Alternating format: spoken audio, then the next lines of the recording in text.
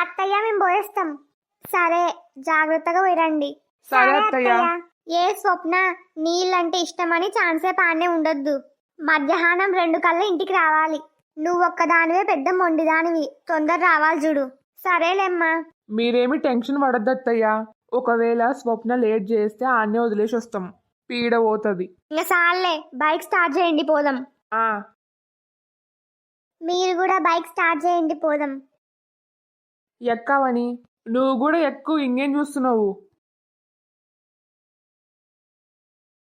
అల్లుడు కూడా వచ్చినందుకు ఇల్లు సందడి సందడి ఉంది. అల్లుడు ఎప్పుడో గాని రాడు. ఈసారి వారమన్నా ఉంటే బాగుంటది.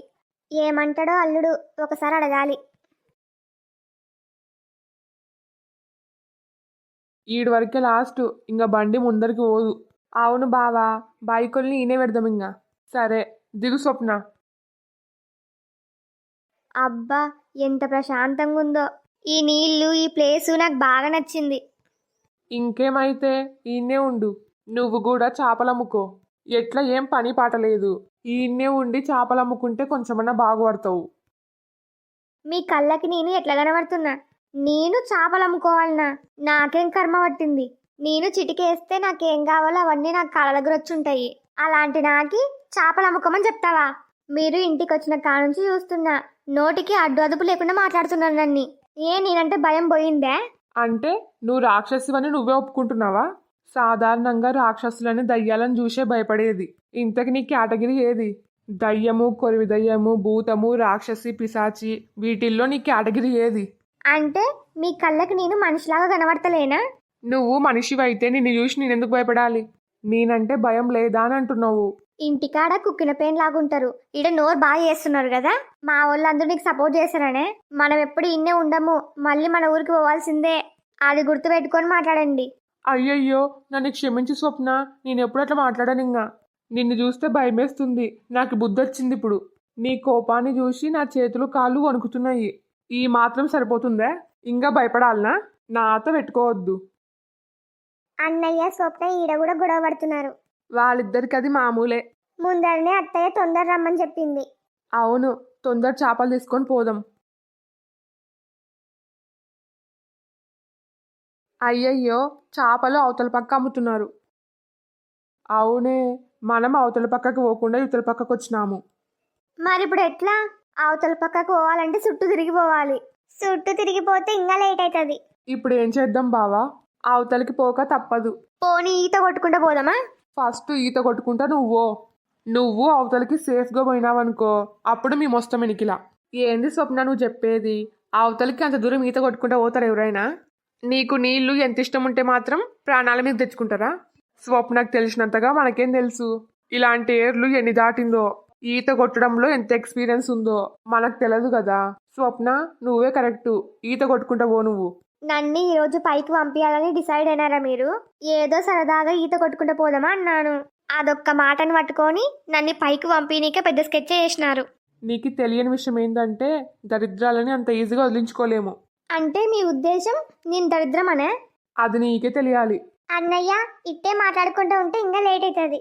అయితే పక్కనే పడవ ఉంది, పోదామా? అయి పడవ, పోదాం పోదాం. పడవ ఉంది కానీ పడవ నడిపే మనిషి లేడు. అట్లానే ఇన్నే ఉంటే ఇంకా లేట్ అవుతుంది. ఎట్లా అట్లా మనమే పోదాము. అంతే చెల్లమ్మ, అయితే మీ ఇష్టం.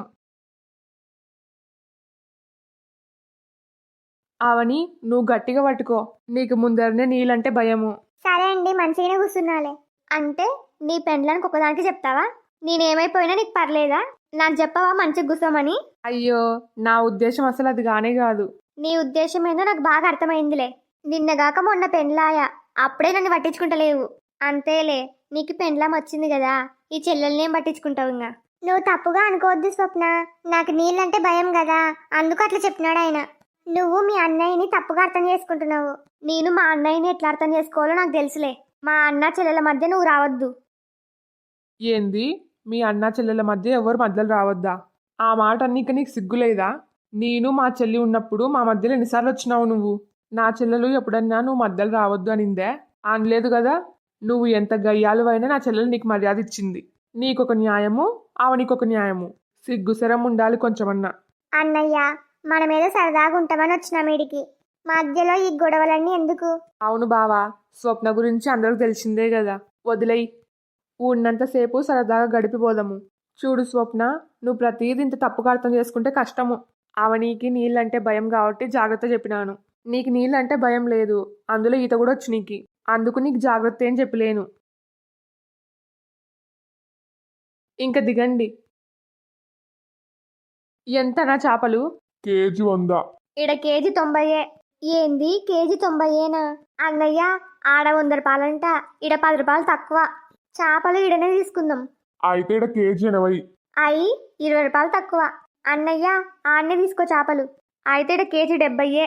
ఒరేయ్, 70 రూపాయల కేజీ అమ్మితే మనకే మిగులుతుంది. 80 రూపాయల కేజీ ఇంకా తక్కువ. నా ఇష్టం రా, నేను ఎంతకన్నా అమ్ముకుంటా. నీ బేరం నీది, నా బేరం నాది. నువ్వు తక్కువ అమ్మితే మాకు కూడా నష్టమే కదా.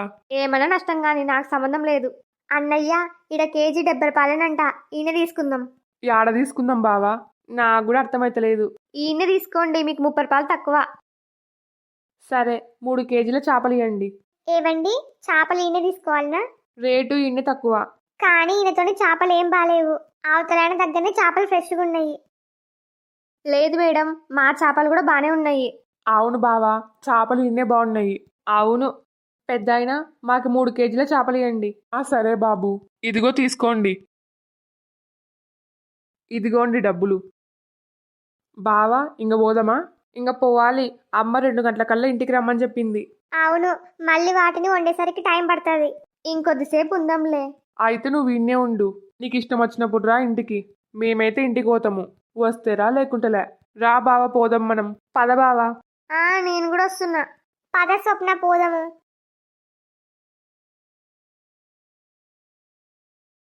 ఏమే, కొన్ని మంచినీళ్ళు తీసుకురా. ఇదిగో తీసుకోండి. ఏంది ఈరోజు నీ ముఖం కలకలలాడుతుంది? ఎందుకో బాగా సంతోషంగా ఉన్నట్టున్నావు. అదా, మీకు తెలియదు కదా, అల్లుడు వచ్చినాడు. అవునా, అల్లుడొచ్చినాడా? నిన్న రాత్రి ఫోన్ చేసి చెప్తే రేపు పొద్దునే ఫోన్ చేస్తా అన్నాడు. అసలు వస్తాడో రాడో అనుకున్నా. యాదోలే, నిన్న రాకపోయినా ఈరోజున వచ్చినాడు. అల్లుడు వచ్చినందుకు ఇల్లంతా కలకలలాడుతుంది. మన ఇల్లు ఇప్పుడు నిండుగుంది. కొడుకు, కోడలు, కూతురు, అల్లుడు. ఈ సందడి ఇట్లనే ఉంటే బాగుంటది అనిపిస్తుంది. ఇంతకీ అల్లుడి ఆడున్నాడు, పోయి పలకరించొస్తా. ఇంట్లో పిల్లలు ఎవరు లేరు. అందరూ కలిసి అడిగిపోయినారు. అల్లుడికి చేపలంటే ఇష్టం కదా, అందుకు చేపలు తీసుకురాపో అని చెప్పినా నేను. మన స్వప్న ఊకుండలేక నేను కూడా వస్తా అని చెప్పింది. ఇంకా స్వప్నతో పాటు అవని కూడా పోయింది. సరేలా, అందరూ కలిసి కొద్దిసేపు సరదాగా గడిపొస్తారని నేను కూడా ఏమనలే. ఇంకా ఎంతసేపు అయింది పోయి? పొద్దున తినిపోయినారు. నాకు తెలిసి ఈ పాటికి వస్తుంటారులే. సరే అయితే. మీరు పొద్దున కూడా తినకుండా పోయినారు. రండి, అన్నం పెడతా. అల్లుడు వచ్చిన తర్వాత తింటా. పొద్దు నుంచి తినలేరు, మీకు ఆకలేసలేదా? అల్లుడు వచ్చినాడు అన్న సంతోషంలో ఆకలేసలేదు. అబ్బా, ఇప్పుడు మీ ముఖంలో కూడా సంతోషం వచ్చిందే. సంతోషం లేకుండా ఎట్లుంటది? కొడుకు, కోడలు, కూతురు, అల్లుడు అందరూ కలిసి ఉండడం ఇదే ఫస్ట్ కదా ఇంట్లో. అందుకు సంతోషంగా ఉంది. అవునండి, రేపో మాపో మనవరాలన్నా మనవడన్నా వస్తే ఇంకెంత సంతోషంగా ఉంటామో. అవునే.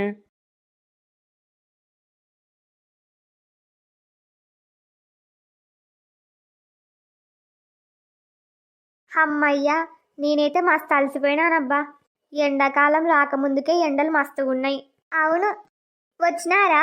ఎంతసేపు అయింది? ఇప్పుడే వచ్చినాం అత్తయ్య. ఇదిగో చేపలు తెచ్చినాము. చేపలు ఫ్రెష్గా ఉన్నాయి. ఇంతకీ మీ మొగుళ్ళు ఆడున్నారు? ఇద్దరు బైకులు చెట్టు కింద ఆపనిక పోయేది. ఇగో వచ్చినారు. ఏమైంది అత్తయ్య? చేపలు బాలేవా? చేపలకేమైనాయి, మంచిగున్నాయి. బాబు, మీ మామయ్య చేన్ల నీళ్ళు కట్టి ఇంటికి వచ్చినాడు. వచ్చినాడా మామయ్య? యాడున్నాడు, కనబడతలేడు. ఇంతసేపులో ఈయనే కూర్చున్నాడు. ఇప్పుడే రూమ్ వాయా. తెలుసా, మీ మామయ్య పొద్దు నుంచి ఏం తినలేడు. ఇప్పుడు తినమంటే నా అల్లుడు వచ్చే వరకు తినను అంటున్నాడు. అయ్యో, మామయ్య పొలంలో కస్తిగా పనిచేసి వస్తాడు. నా కోసం తినకుండా ఉండడం ఏంది? ఈ రోజు నువ్వు కూడా వచ్చినందుకు ఇల్లు నిండుగుంది. ఇంట్లో సందడి చూసి నాకే మీ మామయ్యకి కడుపు నిండిపోయింది. ఆ సంతోషంలో మీ అందరితో కలిసి తింటా అని చెప్పినాడు. నేను తొందరగా పోయి చేపలు వండుతా. ఆ తర్వాత అందరం కలిసి తిందాం. సరే అత్తయ్య.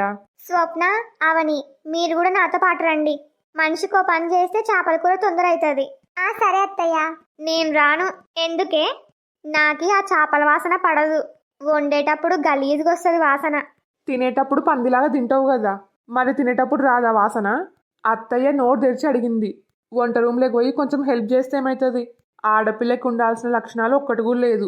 మీరేమైనా అనుకోండి, నేనైతే హెల్ప్ చేయను. పర్లేదులే అన్నయ్య, అత్తయ్యకి నేను హెల్ప్ చేస్తలే. అందరు ఇట్లనే నెత్తికెక్కించుకోండి. రాంగ ఇంకా నెత్తికెక్కి కూర్చుంటుంది. దాని ఇష్టంలే బాబు, వదిలేయి. దానికి ఎంత చెప్పినా అర్థం కాదు. అవని రా పోదాం. ఎట్లా కూర్చోయింది చూడు సిగ్గు లేకుండా.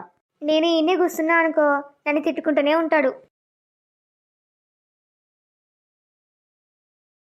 హలో ఫ్రెండ్స్ అందరికీ, ఈ వీడియో మీకు నచ్చిందే? నచ్చితే లైక్ చేయడం మాత్రం మర్చిపోవద్దు. అట్లనే ఈ వీడియోని మీ ఫ్యామిలీ అండ్ ఫ్రెండ్స్కి షేర్ చేయండి. ఇలాంటి మరెన్నో వీడియోస్ కోసం మా ఛానల్ని ఇప్పుడే సబ్స్క్రైబ్ చేసుకోండి. మీ అభిప్రాయాన్ని కామెంట్ చేయండి. మాకు సపోర్ట్ చేయొచ్చు కదా please. Thanks for watching. Bye bye.